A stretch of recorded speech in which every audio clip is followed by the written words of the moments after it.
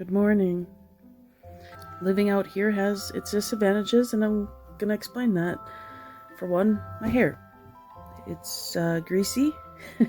I haven't showered in days. And the reason for that is the cold. I actually sleep in a bed with a heated blanket hooked up to electronics to keep me warm because of the fibromyalgia. I have to make this bed, and I have to get up and I have to shower, and then I have to fill the pellet stove to keep the house warm before my husband gets home from work and my child. Well, before the shower, I figured you'd want to meet Fred. Fred is my Pac-Man frog. He has been with me probably about 2 years now. This is Fred. He's actually just ate a few days ago, and we're gonna probably try to clean his cage today. This is his little home, and he's my friend. He's not real exciting. He don't do a whole lot other than squawk at night and make noise sometimes. But you know, being growing up a free-range child, I did not really have other children to interact with. So frogs, animals were my friends.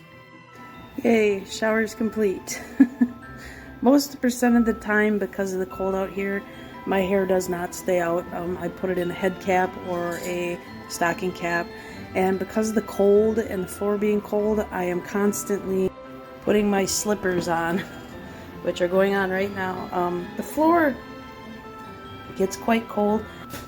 The thing is, around here, I'm not surrounded by the amount of people and stress, and I've lived this way my whole life. For me at home, touching everything, working on things, painting, working is my way of grounding. Because I have degenerative disease in my back, I find other ways to do stuff. So like right now, I'm lifting this pellet bag, but I'm using my leg.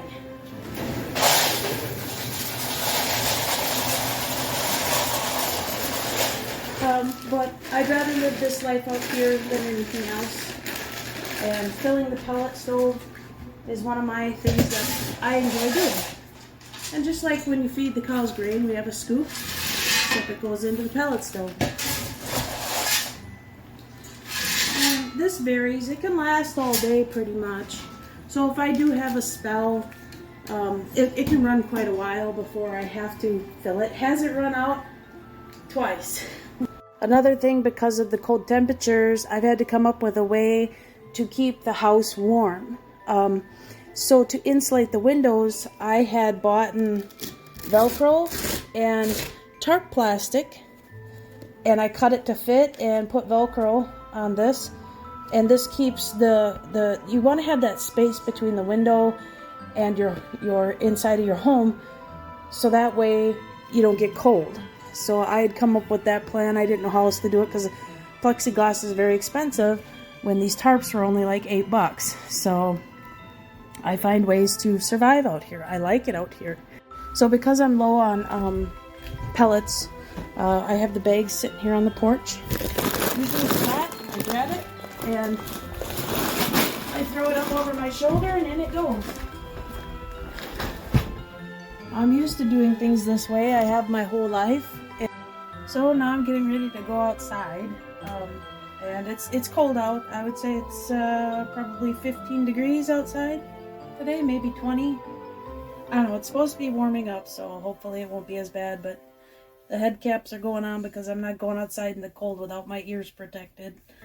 The thing is that's nice about my day, my husband, he works long hours. He leaves at like 12:30 at night, and he works till usually probably 3 in the afternoon.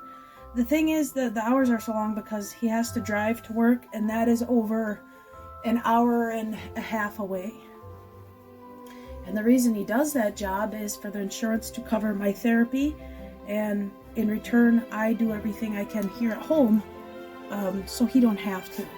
It's a team effort basically for both of us. I have an addiction to cleaning, and so, you know, every week I have to have the garbage out. I have to have everything cleaned up. The problem with me though is that no matter how sick I am, or how tired I am, or how dissociative I am, it always ends up getting done. It's one of my pet peeves of constantly having to work or being drilled as a child to work. So I find ways to work. I think that was the one thing my parents always taught us, and that was to work. The problem with living out here, though, is that all this garbage and stuff, you can either get a burning permit and burn, but I don't like doing that. I'm always worried about burning the woods. So we pay the county to pick it up. So because we live out here in the woods, and I don't know if the bears are hibernating or not yet, we usually have to strap the garbage to take to the end of the road because they like to get into my garbage. So usually we have to hook things up to keep them out.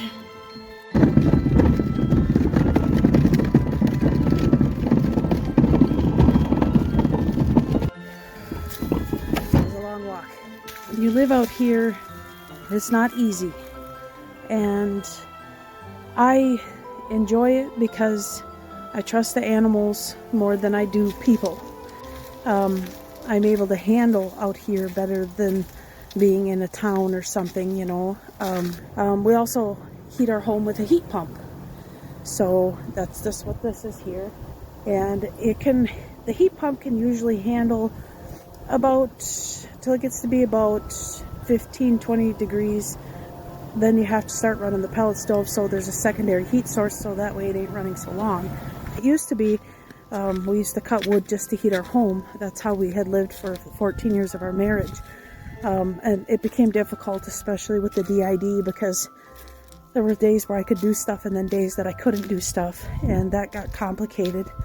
But I decided to sell our 40 acres and 3-bedroom home to get us out of debt, and then to build this tiny home with the help of the Amish, and to live with the land that my father had left me. We wanted to live a simple life, to make things easier for me to heal. Even therapy is difficult because that is over an hour away, an hour there, an hour back. And sometimes my therapy sessions can render between 4 to 6 hours, which are long. It's a whole day. But in the end, it's worth it because I'm healing quicker, and time is getting to be where I can have more time in my life. And I find the best days where I don't lose time is when I am working on things or doing things. My whole life has been work, and I know nothing else. And because of that, and because of working at a young age as a child, I was baling hay already 4 or 5 years old, helping to do things that most children are not used to doing. It's a dying thing. People don't know how to live off the land. They don't know how to live with the simple things in life. Another thing I enjoy is painting. Painting is another grounding tool I use. And this is one of the doors that I painted. This is my husband's room. And then here's another door, because we sleep in separate bedrooms. It's the only way he can deal with the DID and his hip surgery. But I also painted this door as well. Painting seems to be a grounding tool that helps me to keep my mind busy. So when we had built this home with the Amish, I wanted to try to get things on my own as best as I could. And one thing I wanted was a claw tub. And they're expensive, very expensive. And I had met an old Vietnam veteran, and he had this tub here sitting in his field for 20 years. And it was in pretty, I don't want to say rough shape because it's cast iron. It took 4 guys to get it into the house. But I wanted to fix it up, so I had studied on how to do that, and I had redid the whole tub.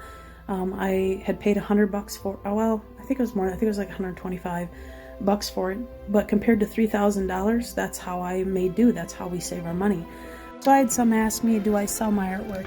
I do to locals. I keep it simple because disability only allows me to make up to $800 a month if I want to sell something or do things, so it's something that I enjoy, and I don't have to make it a business. I don't link my DID with it because to me that's a separate thing. So I keep things very simple and very honest in my life because that's how it should be. I have puppets, one named Ralph and the other named Ned. And so I started a secondary YouTube channel called Ned and Ralph's Place, where I just take small TikTok clips and let the two have fun. I enjoy doing that. Ralph is actually a toy that I had as a child, a Muppet off the Muppet Show. So you're welcome to check that channel out if you like. Like I stated, it's not anything to do with DID. It's just basically little skits that I find humorous. It's basically a cheer up channel, just for fun. So you can go check that out anytime you want. I would say this will probably be the first Christmas that I actually feel pretty good about. Usually holidays are very hard for me and very triggering, but with 9 years of therapy, I've finally found a way to cope with the holidays. And most of the time, I find having the holiday in my own home, under my control, to where I know there's a room I can go to, or I can step back and go inside my bedroom here to take a break, helps a lot. I try to keep it to very, very close family. I've had some family kind of be angry because I won't do holidays at their homes anymore, but they seem to understand that I have a disorder that makes it difficult, and the stress of driving somewhere and being in somebody else's home with 20-30 people is not something I handle well. It can trigger me, it can cause an alternative state to take over. So I try to, and I tell everybody this all the time, is set a goal. Excuse me. When you go to a family function, set a goal. You know, your alternative states are going to push you to do stuff that you may be uncomfortable with, and they will take over. So the idea is to accommodate that need. So I've been telling everybody, as I do for myself, it's helpful to set a time limit. So per se, you go to a family function, you state your point. I'm going to be here for an hour or two, and then I'm going to go home. You know, whatever we do at that time would be great. Some family members might not like that. Well, you're going to miss the dinner. You're going to miss this. How could you do this to your family? You know, we haven't seen you in ages. Let them feel that way. And I always tell everybody, respond with, I'm sorry you feel that way. However, this is what I want to do. Let's make the most of it. Thank you for inviting me. Keep it positive, keep it simple. And how they feel about it is their choice. The idea is to be able to not over exert yourself, putting yourself in a situation that's uncomfortable. And you're always going to get some family members that are going to be angry about that, or feel that you're not validating their feelings. And when you say, I'm sorry you feel that way, however, you are validating their feelings, but you're also putting up a boundary for yourself. So I constantly repeat that. I recommend, if you're dealing with these kind of issues, read the book Toxic Parents. I do believe I have a video on it somewhere in my YouTube channel here.